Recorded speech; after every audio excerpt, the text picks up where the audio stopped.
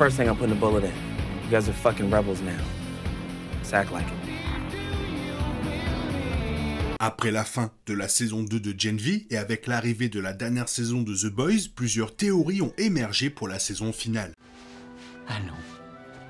C'est l'heure de l'histoire, mon poulet au miel. On ouvre les petits volets. Cœur vaillant, œil sur la balle, on ne peut pas perdre. La saison 5 de The Boys étant confirmée comme la dernière saison de la série de super à succès, elle s'annonce comme la plus excitante à ce jour, surtout après la saison 2 de Gen V. Les débuts du spin-off ont déjà eu un impact substantiel sur The Boys, et la saison 2 de Gen V semble encore plus importante, surtout si certaines théories uniques se réalisent. Si les fans sont partagés sur la fin de la saison 2 de Gen V, tous s'accordent à dire qu'elle aura d'importantes répercussions sur la saison 5 de The Boys. Le retour de A-Train aux côtés de Mary, Jordan, Kate, Emma, Sam et Annabeth, qui rejoignent tous l'équipe de résistance de Starlight, suggère que la franchise prépare son scénario le plus ambitieux à ce jour pour 2026. Non seulement la série dérivée a indiqué que Mary pourrait être la clé pour vaincre le Protecteur, mais elle a également posé les bases de potentiels retours et trahisons, qui pourraient bouleverser la saison 5. Si l'une ou plusieurs de ces théories se confirment, la conclusion de la série promet d'être mémorable, émouvante et aussi folle qu'on l'imagine.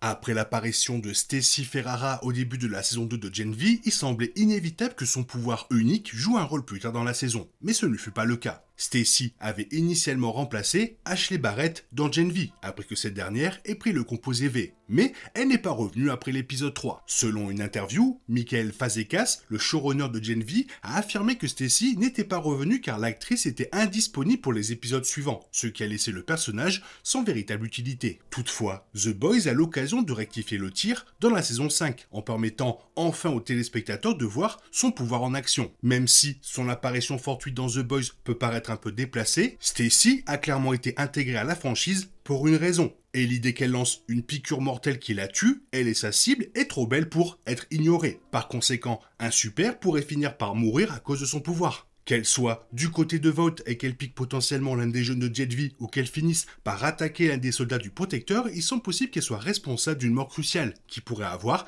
un impact majeur sur l'histoire de la saison 5. Malgré sa dernière apparition principale dans le final de la saison 3, le retour de Queen Maeve dans la saison 5 de The Boys semble plus probable que jamais après la saison 2 de Gen V. Après que Starlight ait mentionné travailler avec des alliés inconnus au début de la saison 2, les spéculations se sont multipliées quant à l'identité des alliés potentiels de l'héroïne, après que la plupart des membres des Boys ont été arrêtés par le Protecteur.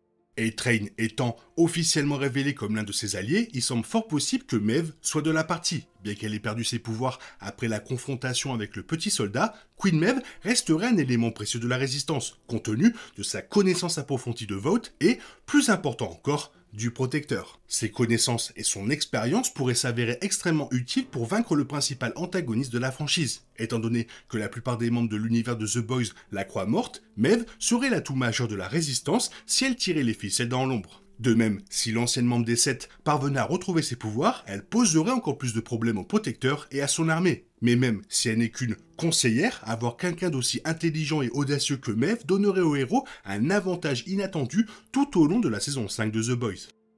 L'apparition de Stan Edgar dans la saison 2 de Gen V a préparé le terrain pour un final grandiose, mais il n'a jamais vraiment obtenu ce qu'il recherchait. Après avoir offert sa protection à Mary et aux autres personnages principaux, Stan espérait collaborer avec la protagoniste du spin-off une fois qu'ils auraient repris le contrôle de Vought, ce qui signifie qu'il pourrait être obligé de rejoindre la résistance pour y parvenir. Bien que les choses ne se soient pas déroulées comme prévu, l'apparition de Stan Edgar dans la saison 2 de Gen V lui a permis de nouer des liens avec de nombreux membres de la résistance, et il a déjà fait affaire avec les Boys à contre-cœur. Sachant que Butcher n'est pas impliqué, il est probable qu'il offrira son expertise à l'équipe, voire qu'il prenne la relève. Grâce à sa perspicacité, Starlight, A-Train, l'équipe de Gen V et tous les adversaires du Protecteur pourraient éliminer les principaux méchants de la série, donnant ainsi à Stan exactement ce qu'il désire. Éliminer les super les plus maléfiques du monde lui donne l'occasion de reprendre le contrôle de Vought et de protéger sa petite fille, ce qui en fait probablement son rôle le plus probable dans la saison 5 de The Boys.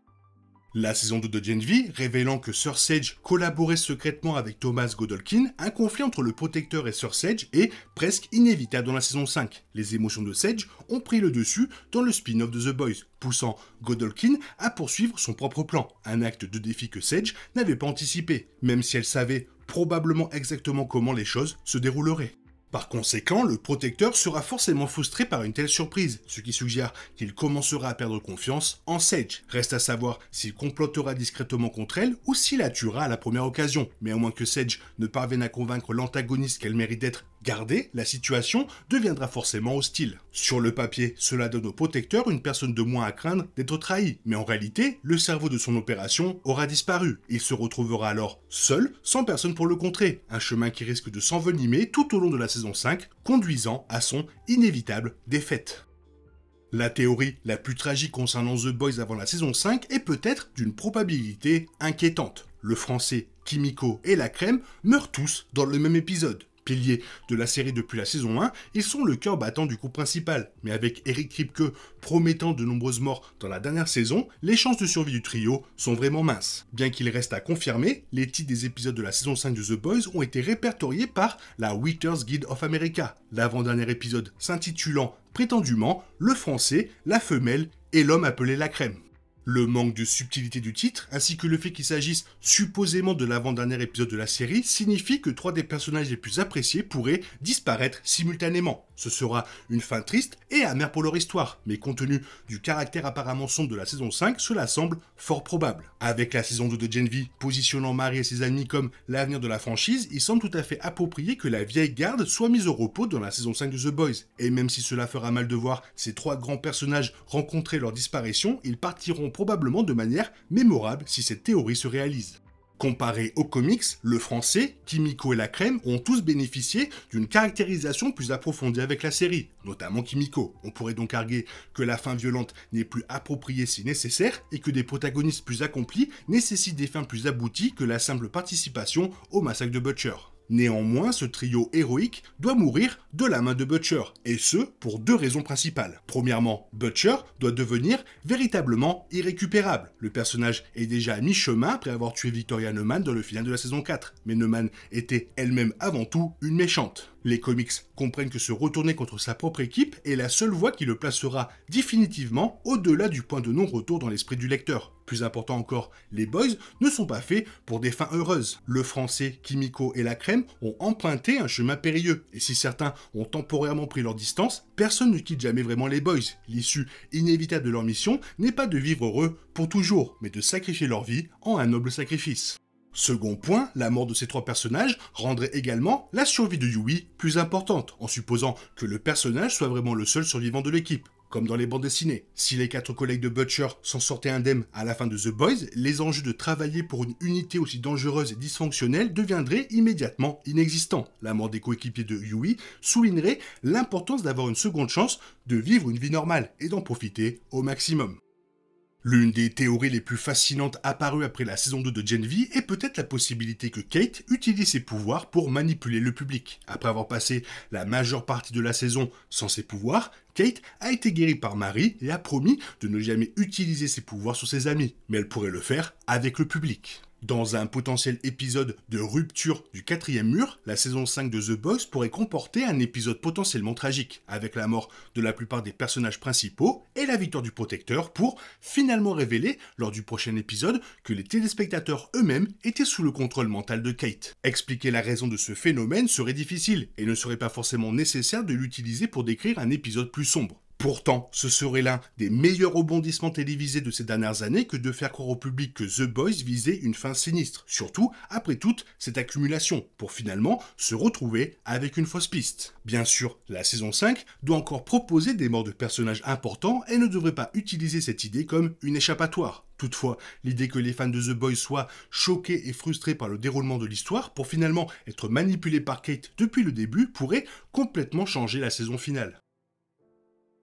Quoi qu'il arrive, qu'on se le dise, la saison 5 de The Boys va être incroyable et surtout remplie de rebondissements. Toi, qu'est-ce que tu en penses? Qu'est-ce que tu aimerais voir? Quelle est ta théorie? Fais-le moi savoir dans la zone commentaire. Sinon, comme d'habitude, bisous bisous, bye bye.